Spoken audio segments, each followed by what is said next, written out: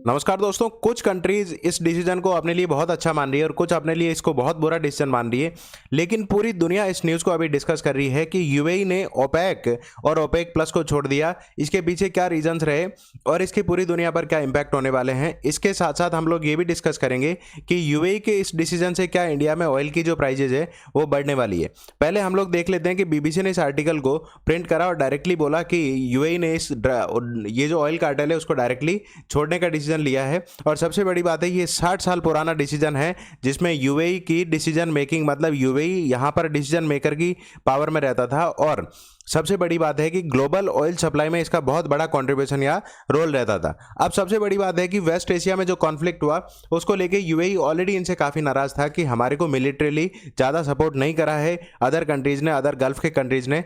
तो वो इससे नाराज़ होके और अपनी जो एक तरीके से नाराजगी है वो सोशल प्लेटफॉर्म पे उसने बताई भी, और उसको लेके ये एक्सपेक्टेड भी था कि यूएई ऐसा डिसीजन ले सकता है। तो यूएई ने क्लियरली बोला कि हम लोग इस जो ऑयल ब्लॉक है जो 60 ईयर से भी ज़्यादा पुराना है उसको हम लोग छोड़ने वाले हैं। और सबसे बड़ी बात है कि हम ऑयल का प्रोडक्शन हमारे साइड से बढ़ाने वाले हैं। देखें, इन्वेस्टमेंट और to boost its production capacity, मतलब हम लोग ऑयल का प्रोडक्शन बढ़ाएंगे और अपकमिंग टाइम में ऑयल की सप्लाई पूरे ग्लोब में और भी ज़्यादा होने वाली है। अब यहाँ पर समझने वाली बात है कि ये ओपेक एंड ओपेक प्लस क्या है। ओपेक मतलब होता है और organisation of petroleum exporting countries. इसका मतलब जो कंट्रीज पेट्रोल का एक्सपोर्ट करते हैं उनका एक ऑर्गेनाइजेशन बनाता। प्लस का मतलब है तो यही, लेकिन मेंबर्स अपने आप में बढ़ा दिए गए। सबसे बड़ी बात है कि इन दोनों का मेन काम थोड़ा सा अलग है।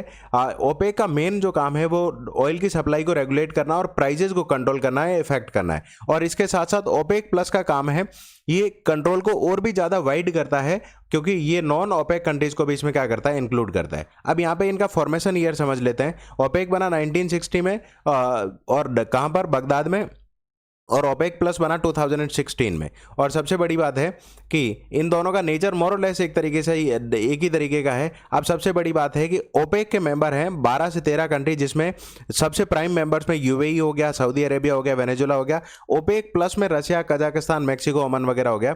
अब लीडरशिप डोमिनेट कौन करता है? ओपेक की करता है सऊदी अरेबिया, और ओपेक प्लस की भी सऊदी अरेबिया और रशिया, ये दोनों मिलकर करते हैं। यूएई का भी इनमें इन्फ्लुएंस बहुत बड़ा है। अब यहाँ पर एक और चीज समझने वाली बात है कि प्राइजेस को ज्यादा इन्फ्लुएंस कौन करता है। प्राइजेस को एक तरीके से इन्फ्लुएंस दोनों ही करते हैं, लेकिन ओपेक प्लस ज्यादा करता है।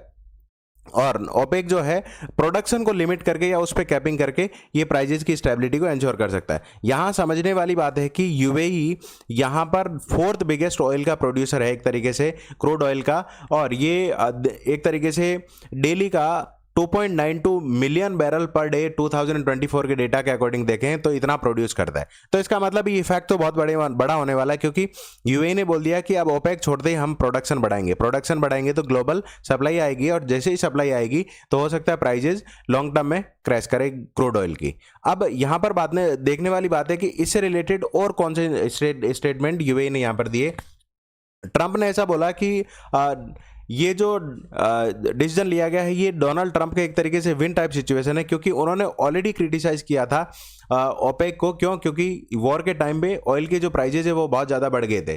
तो एक तरीके से डोनाल्ड ट्रंप ने इसको क्रिटिसाइज करा, और ये डिसीजन एक इनडायरेक्टली ऐसा देखा जा रहा है कि डोनाल्ड ट्रंप को खुश करने के लिए ही लिया गया है। क्यों? क्योंकि जियोपॉलिटिक्स में अगर इस तरीके का कोई डिसीजन लिया जाता है जो यूएसए का अलाई है हिस्टोरिकली यूएई, तो अब इसका मतलब इनडायरेक्टली यही समझा जाएगा कि यूनाइटेड स्टेट्स को खुश करने के लिए ऐसा डिसीजन लिया गया है। तो ट्रंप ने फिर भी बोला कि I am surprised by this kind of statement, मैं इससे काफ़ी सरप्राइज हूं। अब यहां पर समझने वाली बात है कि अगर इतना बड़ा डिसीजन लिया गया तो क्या इसका इफेक्ट इंडिया पे होगा? हाँ, बिल्कुल इंडिया पे इसका इफेक्ट होने वाला है, क्योंकि जैसे ही यूएई ने ओपेक को छोड़ा, ओपेक को छोड़ते ही इन पे प्रोडक्शन की कोई लिमिट नहीं रहेगी। ये क्या करने वाले, प्रोडक्शन को अपना बढ़ाने वाले हैं, ऑयल का प्रोडक्शन बढ़ाएंगे। और जैसे ही ऑयल की सप्लाई बढ़ेगी, ऑयल की जितनी ज़्यादा सप्लाई ग्लोबली बढ़ेगी उसे उसकी ज़्यादा एक तरीके से प्राइजेस क्या हो सकती है, मीडियम टर्म में या लॉन्ग टर्म में प्राइजेस क्रैश करने के ज़्यादा चांसेस है।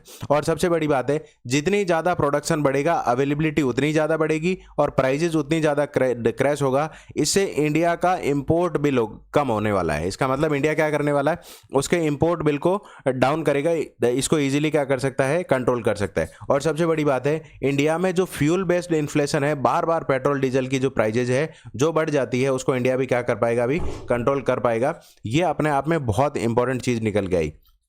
और यहाँ पर समझने वाली एक चीज़ ये भी है कि यूएई और इंडिया ज्योग्राफिकली भी क्लोज हैं, प्लस हिस्टोरिकल अलाइज भी हम एक दूसरे के रहे हैं, तो सप्लाई भी हमारे को फास्ट रहेगी और चीपर मतलब सस्ती मिलने वाली है। इसका मतलब लॉन्ग टर्म में इंडिया पे तो इफेक्ट क्या होने वाला है, कम होने वाला है, और इंडिया क्या कर सकता है, इस मौके का फ़ायदा उठा सकता है। इस मौके का फ़ायदा उठा के इंडिया को ये यहाँ पर सपोर्ट मिलेगा, इंडिया अपना इंपोर्ट क्या कर सकता है, यूएई से बढ़ा सकता है। तो यहाँ पर समझने लायक बात यह है कि ओवरऑल इंडिया के लिए तो अच्छा ही है। अब यहाँ पर एक समझने वाली बात यह है कि लोग ऐसा एक्सपेक्ट कर रहे थे कि जैसे ही इलेक्शन आएंगे इंडिया में और जो फ्यूल की प्राइजेज हैं वो बढ़ने वाली है, बंगाल इलेक्शन जैसे ही कंप्लीट हुआ प्राइजेज बढ़ेगी। ये बेसिकली इनकी टोटल सप्लाई का एक तरीके से चार्ट दिया गया है कि यूएई का टोटल सप्लाई कितनी रहती है इंडिया को और ओपेक कंट्रीज की कितनी रहती है। तो ये बेसिकली चार्ट है जिसको आप रीड कर सकते हैं।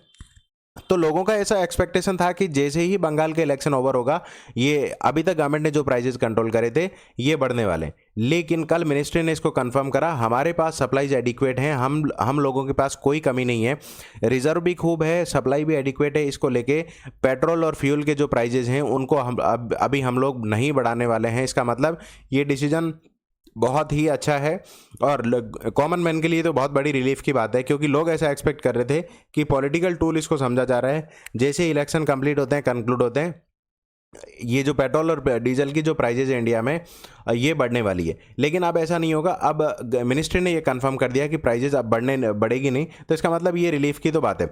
अब इसके पास में अगर पाकिस्तान की हालत हम देखें, इंडिया के पड़ोसी की नेबर की, तो बहुत ही ख़राब हालत है। वहाँ पर प्राइजेज बहुत ज़्यादा हैं। एक तरीके से 1 लीटर की पेट्रोल की प्राइजेज 500 पाकिस्तानी रुपये के आसपास है। इसका मतलब हम लोग ऐसा कह सकते हैं कि अभी तक की गवर्नमेंट की जो पॉलिसी रही है पेट्रोल और डीजल को लेके, इवन सप्लाई शॉक लगने के बाद में भी बढ़ने नहीं दिया। ये तो गवर्नमेंट ने बहुत अच्छा तरीके से काम करा है। तो ये इसका क्या इम्पैक्ट होने वाला है, इसको हम लोगों ने डिटेल में देखा, इंडिया पे भी क्या इम्पैक्ट होगा। अब यूएई ने ये जो डिसीजन लिया है, इसका लॉन्ग टर्म इम्पैक्ट क्या हो सकता है। शॉर्ट टर्म में हो सकता है कि थोड़ा प्राइजेस अब भी चले जाएं क्रूड ऑयल को लेके, क्योंकि सप्लाई हिट होने वाली है, लेकिन लॉन्ग टर्म में ये बहुत ही बेनिफिशियल होने वाला है इंडिया और अदर कंट्रीज़ के लिए। तो आप लोग इस टॉपिक के बारे में क्या सोचते हैं, मुझे कमेंट करके ज़रूर बताएं और सब्सक्राइब जरूर करें ऐसे ही टॉपिक पे डिटेल्ड डिस्कशन के लिए।